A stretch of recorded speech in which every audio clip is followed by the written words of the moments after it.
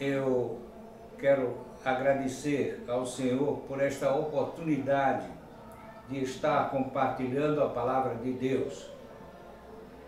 O tema sobre o qual eu vou falar é o tempo de uma nova oportunidade,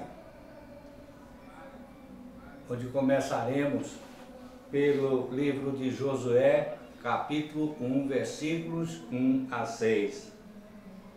Sucedeu, depois da morte de Moisés, servo do Senhor, que esse falou a Josué, filho de Num, servidor de Moisés, dizendo: Moisés, meu servo, é morto. Dispõe-te agora, passa esse Jordão, tu e todo este povo, a terra que eu dou aos filhos de Israel. Todo lugar que pisar a planta do vosso pé, vou-lo tenho dado, como eu prometi a Moisés.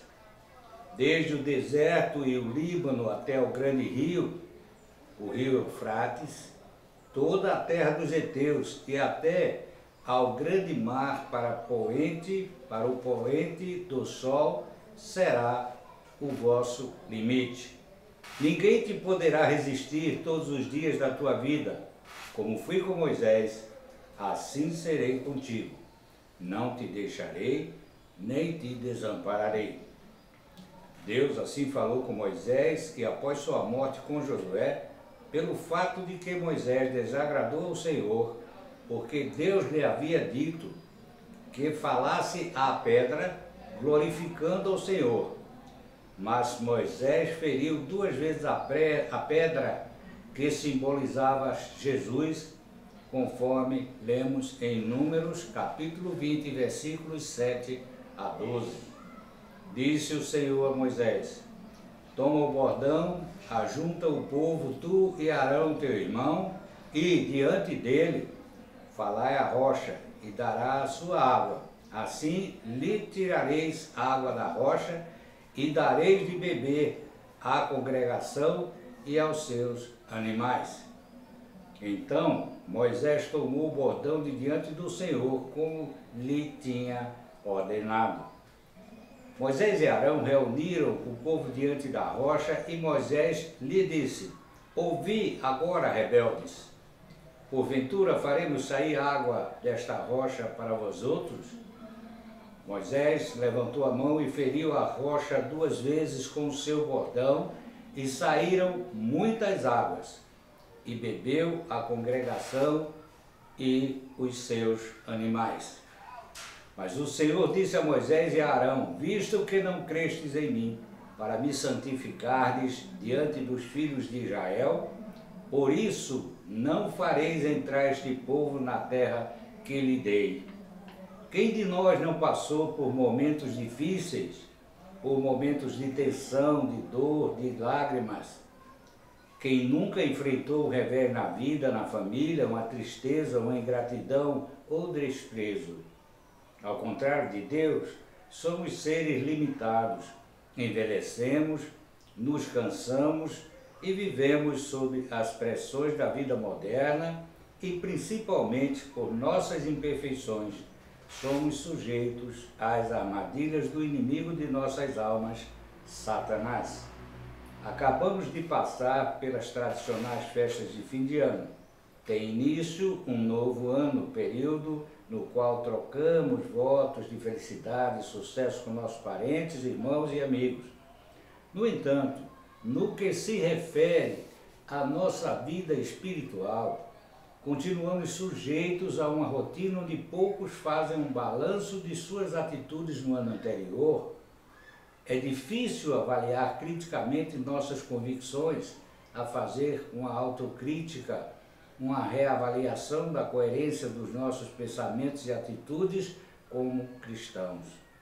Agora é tempo de renovação, tempo de estabelecer metas e reavaliar propósitos, de seguir em frente rumo ao nosso alvo, que é Cristo Jesus, buscando no Criador forças, alento para percorrer os vales da vida a despeito das dores, frustrações, desânimos que se abatam sobre nós. Vejamos o que a palavra de Deus nos ensina a respeito.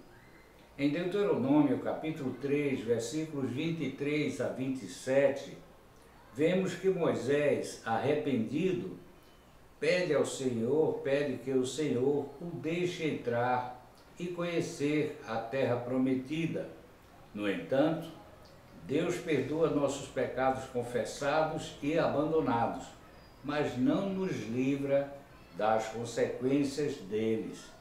Assim, o Senhor permitiu que Moisés visse a terra prometida, mas não permitiu que seus pés caminhassem sobre ela. Também eu, nesse tempo, implorei graça ao Senhor, conforme Deuteronômio 3, 23 a 27, dizendo: ó Senhor Deus, passaste a mostrar ao teu servo a tua grandeza e a tua poderosa mão, porque Deus há, nos céus ou na terra, que possa fazer segundo as tuas obras, segundo os teus poderosos feitos? Rogo-te que me deixes passar, para que eu veja esta boa terra que está além do Jordão, esta boa região montanhosa e o Líbano. Porém, o Senhor indignou-se muito contra mim por vossa causa, por causa do povo, Moisés está dizendo, e não me ouviu. Antes me disse: basta, não me fales mais nisso.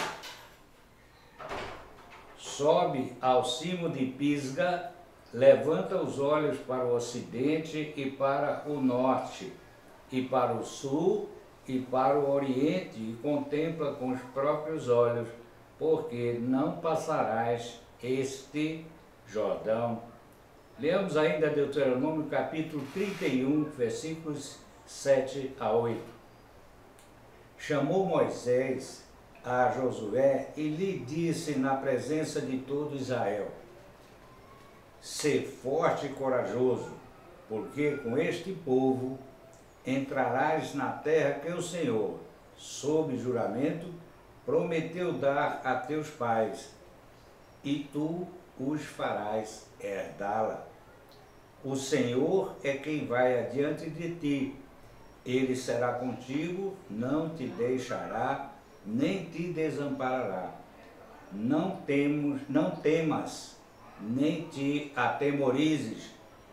No capítulo 1 do livro de Josué está registrada a história da peregrinação do povo de Israel por 40 anos, liderados por Moisés. Moisés foi quem o Senhor levantou para libertar o povo judeu da escravidão no Egito e levá-lo à terra prometida. Ao morrer, grande foi o vazio que sua morte deixou. Luto, tristeza e esvaecimento da esperança quanto ao futuro. Justamente nesse momento de perplexidade, de medo por vislumbrar um futuro sombrio, Deus fala ao profeta Josué dizendo: como fui com Moisés, assim serei contigo, não te deixarei, nem te desampararei. Sê forte e corajoso, porque tu farás este povo herdar a terra que, sob juramento, prometi dar a seus pais. As porções das Escrituras que lemos nos dão exemplo de como somos chamados por Deus a sermos fortes e corajosos pelo crescimento da fé, da qual nosso Deus semeou uma porção em nossos corações. Quantas vezes precisamos buscar forças para enfrentar uma adversidade e continuar nosso caminho, a despeito de tudo parecer sombrio, dramático e muito doloroso? Quantos precisam recomeçar após um período de luto, de uma perda? Quantos se comportam como nosso irmão José Augusto, exemplo a nos edificar, enfrentando a adversidade de uma doença grave, seguem seu caminho confiantes no Senhor. Quantas vezes precisamos buscar forças para enfrentar a adversidade e continuarmos nosso caminho a despeito de tudo parecer sombrio, dramático e muito doloroso? Quantos precisam recomeçar após um período de luto, de uma perda? Quantos não se veem diante de uma tragédia pessoal na família? Como recomeçar? Como seguir em frente? Preciso dizer a você que, por pior que seja a situação, não importa quão dramática seja a realidade, Deus tem o controle sobre tudo e sobre todos. Só Ele pode nos fortalecer para nos levantarmos e continuarmos nosso caminho, pois nosso Senhor não muda e do mesmo modo como Ele agiu no passado, Ele agirá em todos os momentos difíceis da nossa vida. Se Ele nos preservou com inúmeros livramentos e bênçãos, tantos que muitas vezes não nos apercebemos, Ele nos conduzirá em triunfo no tempo que temos pela frente.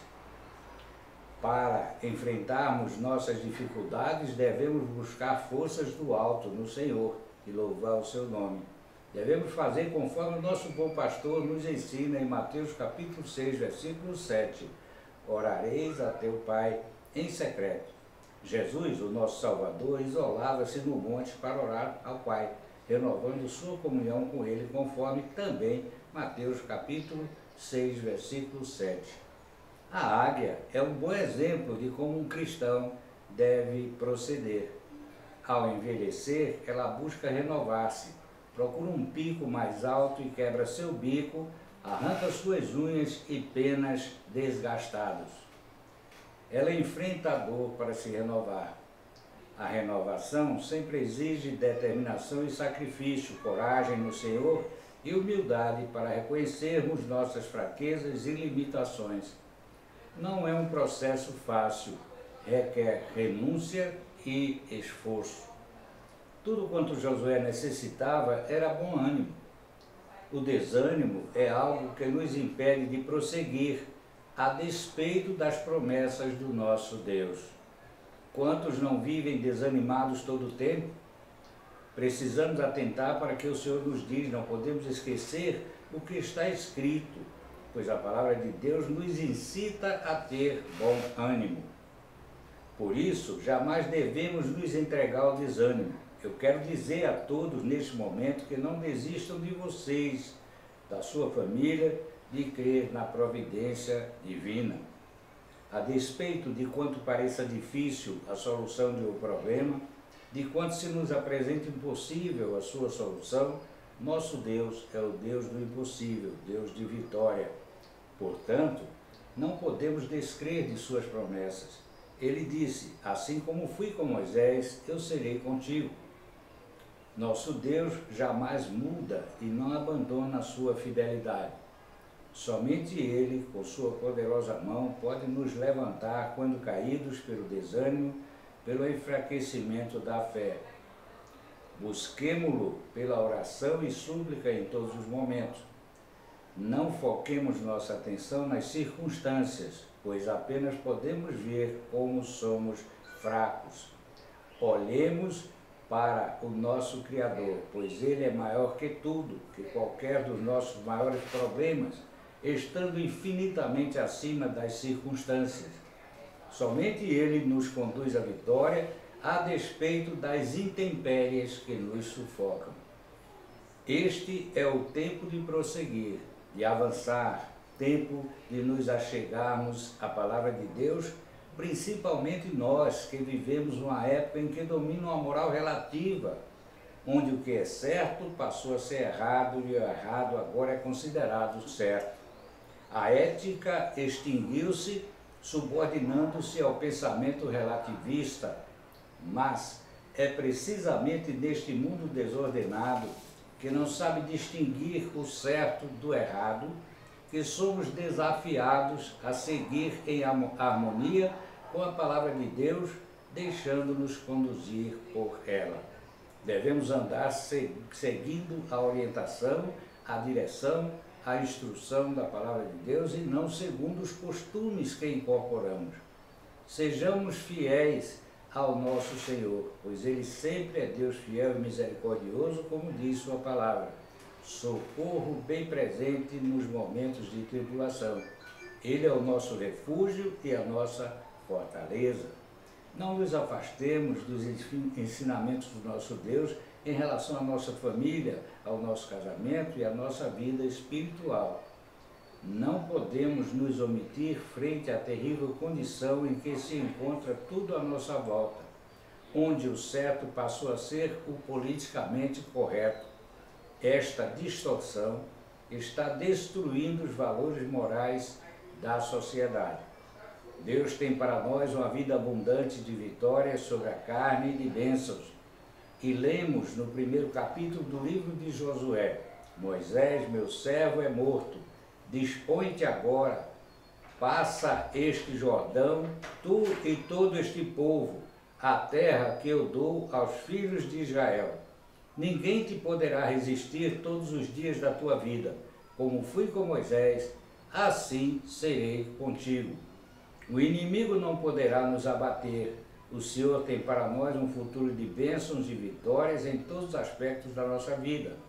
No livro de Ruth, tomamos conhecimento de que houve, no tempo dos juízes, uma grande fome na terra. Por causa disso, Elimeleque, Noemi, sua esposa, e seus filhos Malom e Quilion, deixaram Belém, indo peregrinar pelos campos de Moabe. Chegando ao seu destino, os filhos de Elimeleque se casaram com duas moabitas. Seus nomes eram Ruth e Orfa. Depois, tanto Elimeleque como seus filhos, Malom e Quilion, faleceram, ficando as três mulheres viúvas. Inicia-se um grande drama familiar.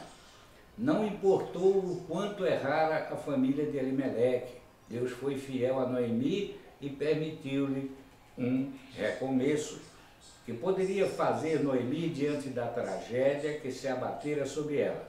Deveria ela reconhecer que sua família errou ao deixar Belém, indo contra a vontade do Eterno, ou aventurar-se em uma terra idólatra, afastando-se do Criador. Quem pode dizer que já não tomou uma atitude errada na vida? Não é fácil perceber que tomamos uma atitude errada, escolhemos afastarmos-nos de Deus, seguimos presos aos nossos hábitos e condicionamentos, às nossas tradições, de conformidade como fomos moldados pelo ambiente no qual vivemos, não percebendo, muitas vezes, as incoerências no nosso agir e pensar. Afirmamos não seguirmos religião, mas na prática, a prática demonstra que estamos presos a ela. Não menos difícil é reconhecermos que devemos olhar para frente e escolher o caminho correto pelo qual devemos recomeçar. Precisamos aprender a recomeçar, não importam as perdas, os desenganos, as frustrações, os equívocos, conforme aprendemos com Ruth no capítulo 1, versículos 5 a 6.